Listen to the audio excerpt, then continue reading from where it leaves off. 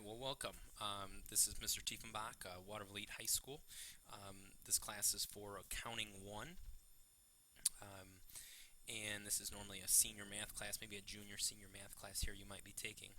I want to go over a couple things here before we get started. First off, if you go to the school's website, and this is watervlietps.org, it'll take you to this page here, and you're going to want to find my website, which is going to be under middle school, teachers and staff, and you're going to find my name here down at the bottom in alphabetical order here, Tiefenbach.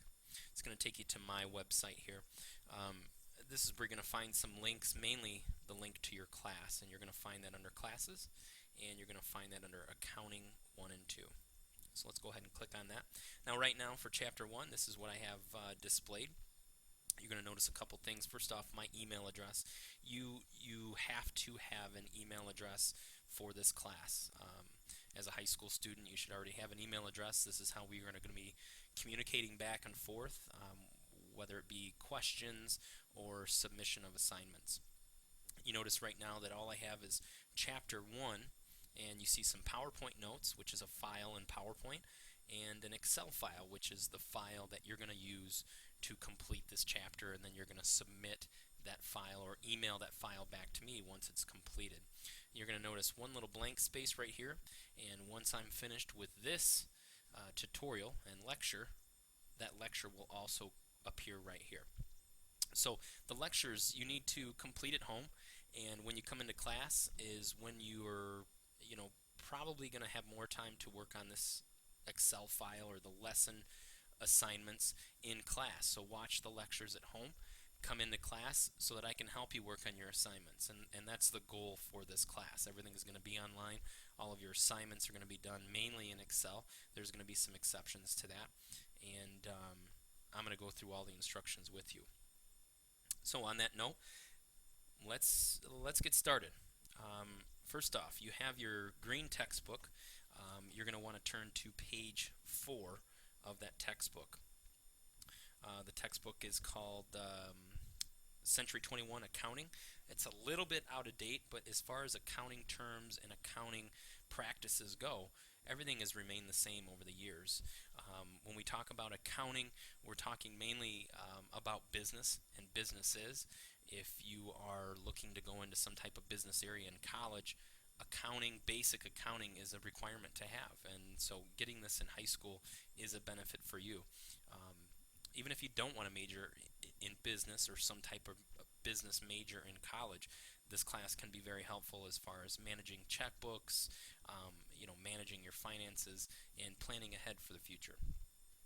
So, Chapter 1-1, page 4, starts with starting a proprietorship. And I want you to turn to page 4, and I know that you can't read this on my PowerPoint screen here. Even if I go to a full screen, it's probably very difficult to read. And maybe you can and maybe you can't. So I've included this PowerPoint as a file on my website. And then also I'd ask that you just kind of follow along with me as I go through this. I'd rather not have it in this view, but let's go ahead and give it a try. So what is accounting? Accounting, and this is a main term that we have here, as you see, accounting is planning, recording, analyzing, and interpreting financial information for a business mainly. And you might do some personal accounting at home when you file your taxes. You also plan, record, analyze, and interpret your financial data. And finances mean the money that you receive from working or the money that you're paying out, like to pay your bills. So I guess that's how you can look at accounting and what accounting is. It's just managing your finances and paying your bills and either receiving a check as an employee, or if you're a business owner, managing your finances in that aspect as well, and paying your employees. I don't like to read these things word for word, so I'd ask that you read through this and really learn the terms as we go along. A planned process for providing find my mouse here. A planned process for providing financial information that will be useful to management is an accounting system. And when we talk about management, we're talking about supervisors and people that run the everyday aspects of your business. You're selling, you're buying, um, your paying of employees, your income, and your bills paid. So this is called an accounting system. Organized summaries of a business's financial activities are called accounting records. So the records that we keep, maybe we keep them in a filing cabinet or maybe we keep them electronically on the computer, those are called accounting records. And this is the language of business. Business means money. If you're not making money in a business, you're going to go out of business. So the whole point of having a business is to make money. And you're going to hear that term, and you're going to hear me say that quite often, is that the reason of owning a business or starting a business is to make money. And a lot of people do that. And accounting is how we keep track of how we make our money and where our money goes. There's many individuals in a business that prepare accounting reports, from owners, managers. You have an accounting department. For most businesses do have an accounting department or a payroll person in which that person keeps track of your finances. Even our school district has an accountant and a finance department that kind of evens out what's being paid out and what money is coming in through taxes. I look to the third paragraph here. It says inaccurate accounting records often contribute to business failures and bankruptcies. If people don't know and businesses don't know how much money is coming in and how much money is going out, most likely you're going to go out of business. And that can mean lifelong troubles for your financial well-being and your retirement. So in order to be a successful company and a successful business, it's very, very important to have accurate accounting records of what money is going out and what money is coming in. In the fourth paragraph, it says that in addition, nearly everyone in the United States, whether it be me, you, businesses, we earn money and we have to submit income taxes to the federal and state government. And that's very important. Those things pay for our roads, our police departments, our fire departments, our schools, our hospitals, and things like that. So taxes are important and businesses are no exception. We as individuals have to pay income taxes. Businesses also have to pay income taxes as well. So we're going to move on to the next page here. So that's kind of the concept of what accounting is. It's having financial records of what money is going out and what money is coming into your business. Again, the goal of having a business is to make money. Okay. So I'm on page 6. We're actually going to skip page 5. We're going to go right over to page 6 here. This is Encore Music, and this is the business that we're going to be talking about from chapters 1 through chapters 9. So whenever you hear Encore Music, this is who we're talking about. Kind of in the first paragraph here, it says a business that performs an activity for a fee is called a service business. And this is what we're going to be talking about for chapters 1 through 9, service business of a proprietorship. And what a service business is someone that you buy a service from. They charge you a fee. Let me give you some examples here. A barber shop. You go, or a hair salon. You go, you get your hair done, you pay them $30-$40. You don't really leave with anything in your hand. You didn't buy a pair of jeans, you didn't buy a car. You left with getting your hair done. It's a service. Someone who does your nails, someone who washes your car. Hospitals would be considered a service industry because they're performing a service. You're not buying something that when you leave you have something in hand. You're buying something that's a service provided to you. Okay, and I'm sure you could think of many, many service businesses. Fast food restaurants are another example. So that is a service business. The lady we're talking about here is Barb Trevino. Decided to start her own business. She's going to give music lessons. So again, a service business. She's providing lessons to other people. She's opening up her new business by herself, and that's what a proprietorship is. A proprietorship is a business that's owned by one person, and I'm sure that you can think of many, many businesses that are just owned by one person, and they might have other people that work for them. A proprietorship is also known as a sole proprietorship. Miss Trevino named her business Encore Music. Encore Music will rent office space. Not sure where this office space is. Maybe it's in a downtown area.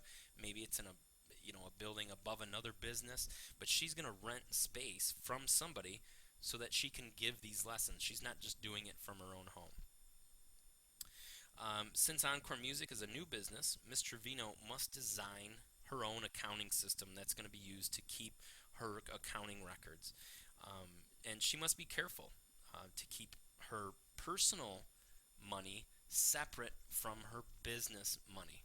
And that's very important. We can't mix personal money that you get on the side with your business money. You can't just take a check from your business and write a check to pay for your cable bill or your cell phone bill at home. So it's very important that she's got to be able to have two different accounting systems. One personally, whatever she does on the side for her personal finances, but she has to keep the business aspect separate. For example, Miss Trevino owns a house and a personal car. Encore Music's financial records must not include information about her house or her car or any of her other personal belongings. So we've got to keep those separate. Personal and business are separate. Ms. Trevino must use one checking account for her personal expenses and a separate checking account for her business. So when she goes to the bank, she probably has a personal checking account. Well, she needs to set up and go to the bank and set up a separate checking account just for her business. Okay. The business or the accounting concept is known as business entity. Okay, and that's just again separating personal from business. There's going to be some other accounting concepts that are described in this book, and we'll kind of get to those as we go along.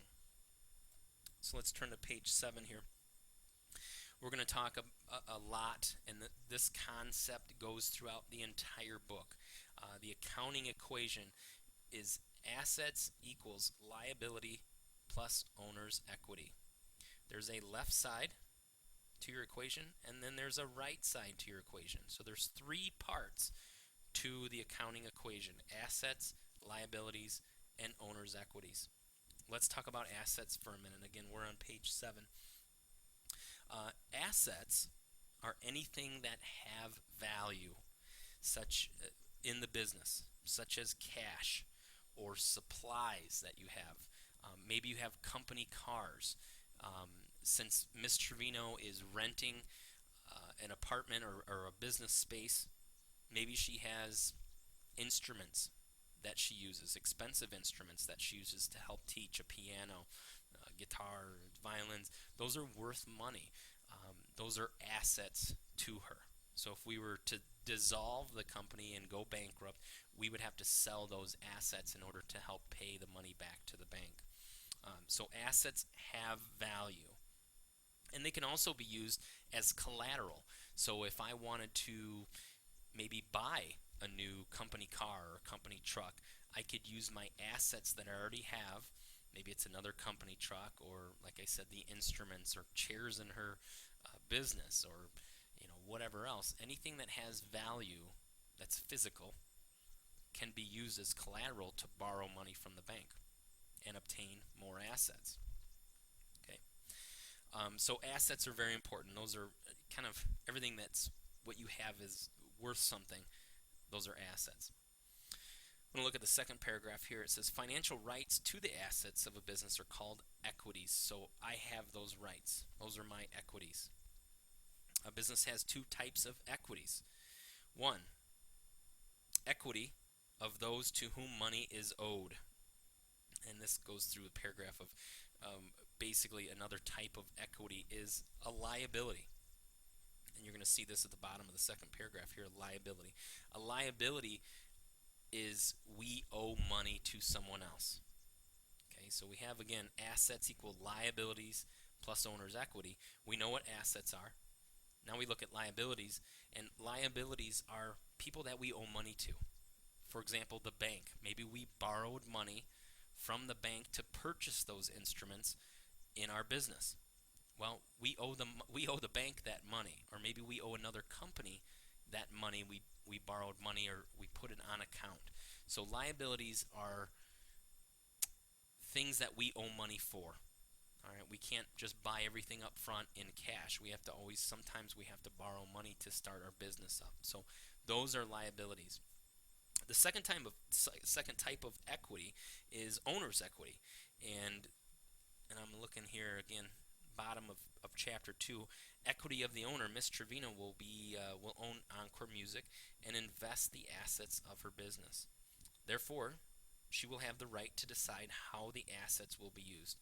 The amount remaining after the value of all the liabilities is subtracted from the assets is called owner's equity. And let me just explain that a little bit better here. So again, assets equals liabilities plus owner's equity. We have assets here, we have liabilities here. Well, if you subtract the liabilities from the assets, that's your owner's equity. And your owner's equity is what your company is worth. So let's say that we have $10,000 in assets, but yet we owe $3,000 in liabilities to maybe multiple companies that, again, maybe we purchase those instruments from or rent, for example, for the business that we rented out. We're going to subtract that from our assets, and that's going to give us our owner's equity. And our owner's equity is what the company is actually worth if we sold it today. Because obviously we'd have to pay those liabilities off first. The relationship among assets, liabilities, and owner's equities can be written as an equation. And again, the equation is stated up here. Assets equals liabilities plus owner's equity. The left side has to equal the right side. Very, very important. And again, we can look at assets as things that we own, property, anything physical that we own as part of the business. We subtract the liabilities, which are people that we owe or other businesses that we owe, to get our owner's equity, which is what the business is actually worth. So again, they have to equal. Left side has to equal right side in this equation. Assets have to equal liabilities and owner's equity. Hopefully that makes sense. I've kind of put it up here on this side as well, made it a little bit bigger. Assets on the left, liabilities and owner's equity are on the right of this T chart. We call this a T chart for the first few chapters here. So make sure that you understand what the T chart is. And again, assets equal liabilities plus owner's equity. That takes us to the end of the first part of chapter 1 here, and I want to go over a few things with you. We're going to make this quick and easy. I'm going to escape out of my PowerPoint here. You notice some terms. You notice the audit you're understanding, and there's 4 questions. You notice a work together and an on your own. Now if I open up the Excel file, which is right here, you're going to notice a bunch of different worksheets down at the bottom. You see lesson 1-1, lesson 1-2, lesson 1-3. There's 3 lessons within this chapter. At the end of the chapter, you're going to notice on page 17, you have application problem 1-1, you have application problem 1-2, 1-3, 1-5. Notice that I skipped 1-4. I don't want you to do 1-4. So you're going to really want to pay attention to these lessons. And then application problem 1-6, which finally is on bottom of page 19 and goes on to page 20. There is a challenge problem 1-7 on page 20. Do not need to complete that. Okay. Finally, the grade sheet here for this chapter. Notice a couple different things here. The lessons that you're watching right now, lesson 1-1 for example, once you complete it, submit it, the whole file, how many points it's worth, how many points you have attained. Here's the rubric for the lessons. You can see the vocab, the audit questions work together on your own, and then the application problems here. Notice that some application problems double in points. For example, application problem 1-6 is double in points. Time allotted for this chapter is 3 days. You have 3 days to complete this Excel file, all of the information that's in here, and all of the YouTube videos. After the 3rd day, 10% will be taken off your final score. You need to email me this file completed, so make sure that you save both the template, save this first, So just once you open it, File, Save As, save it to your hard drive. Once you've gone through and you've completed the problems that I'll walk you through, you're going to want to save that as a separate file and then submit that to me by email.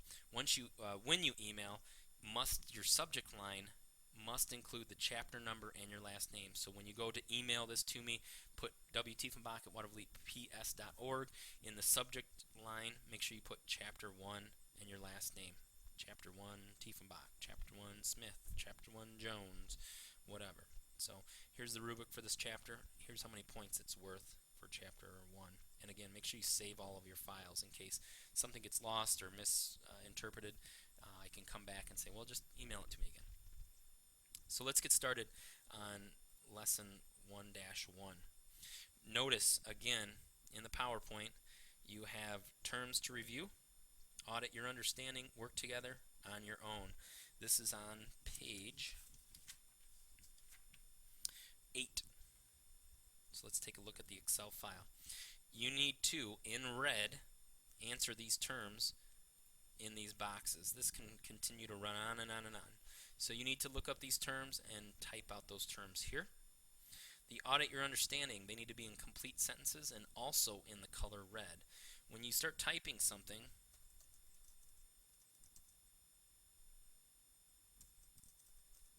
in order to change the color, you just come back up to that cell, and here is the font color to change it red. Okay.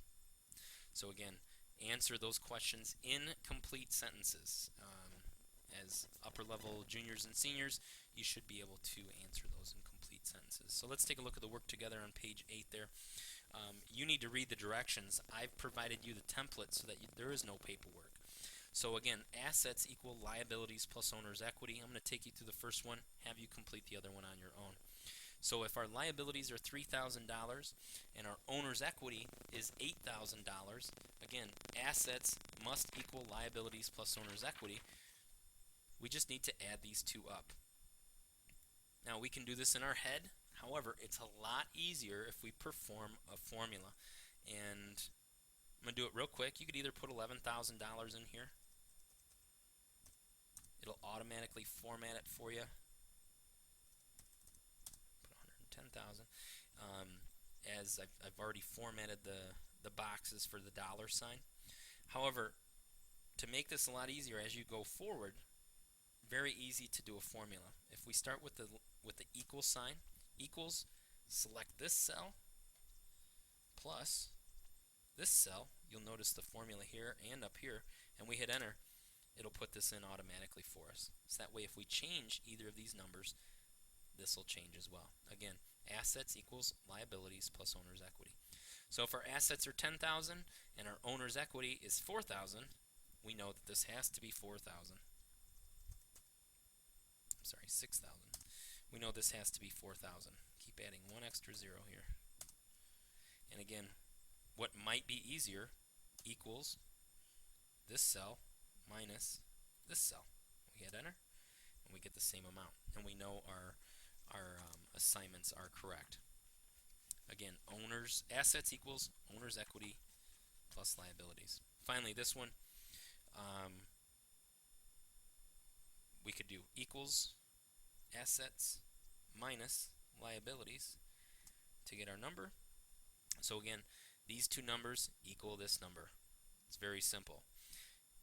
At this time, I want you to do on your own. If you kind of got confused, rewind the video and come back on how to do this. Again, the left side, assets, must equal your liabilities plus your owner's equity. Okay? You notice 11,000, 11,000. 10,000, 10,000. 63,000, 63,000. Again, I'm going to be looking, in order to get full points, I'm looking for formulas. If you just put the numbers in there, I would expect a B or a C on your assignments. It's, again, not hard to do the formulas. If we start with the equal sign, we take our assets, we minus our owner's equity, we hit enter. We're going to get the correct amount. So I would suggest doing that for this and this.